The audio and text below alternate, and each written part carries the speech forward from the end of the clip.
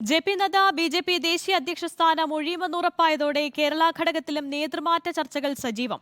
K Surendran തുടരുമെന്നാണ് ഔദ്യോഗിക വിഭാഗത്തിന്റെ കണക്കുകൂട്ടൽ. നേതൃമാറ്റമുണ്ടായാൽ അധ്യക്ഷ സ്ഥാനത്തേക്ക് ശോഭാ സുരേന്ദ്രനും എം.ടി. രമേശും പരിഗണിക്കപ്പെടും.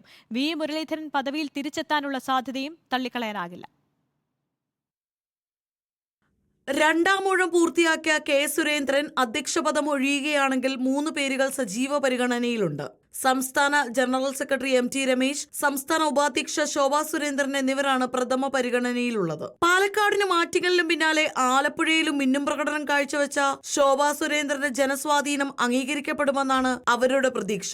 ദേശീയ നിർവാഹക സമിതി അംഗമായും കോർ കമ്മിറ്റി അംഗമായും സംസ്ഥാന ജനറൽ സെക്രട്ടറിയുമായും പ്രവർത്തിച്ചിരുന്ന ശോഭ ഏറെക്കാലമായി പാർട്ടിയുടെ പെൺമുഖമാണ്. വി. മുരളീധരന്റെയും കുമ്മനം രാജശേഖരന്റെയും കെ സുരേന്ദ്രന്റെയും ടീമിൽ ജനറൽ സെക്രട്ടറിയായി പ്രവർത്തിച്ചു വരുന്ന എം.ടി. രമേശ് കുമ്മനം രാജശേഖരന് ശേഷം അധ്യക്ഷ പദത്തിലേക്ക് സജീവമായി പരിഗണിക്കപ്പെട്ടിരുന്നു. കൃഷ്ണദാസ് പക്ഷം മുന്നോട്ട് വയ്ക്കുന്ന ഏക പേരും എം.ടി. രമേശിന്റേതാണ്. ദേശീയ ഭാരവാഹിത്വത്തിൽ താല്പര്യമില്ലാത്ത വി. മുരളീധരൻ വീണ്ടും സംസ്ഥാന അധ്യക്ഷനാകുമെന്ന അഭ്യൂഹവും ശക്തമാണ്. പി.കെ. കൃഷ്ണദാസും സംസ്ഥാന അധ്യക്ഷ പദവിയിൽ തിരിച്ചെത്താനുള്ള സാധ്യത തള്ളിക്കളയാനാകില്ല.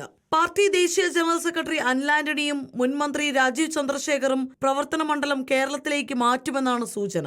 പി.സി. ജോർജിന്റെ മകൻ ഷോൺ ജോർജ്, പത്മജ വേണുഗോപാൽ തുടങ്ങിയവരും പാർട്ടിയിൽ പദവികൾ കാത്തിരിക്കുന്നവരാണ്. സത്യപ്രതിജ്ഞയ്ക്ക് ശേഷവും നേതാക്കൾ പലരും ദില്ലിയിൽ തുടരുകയാണ്. റിപ്പോർട്ടർ, കോഴിക്കോട്.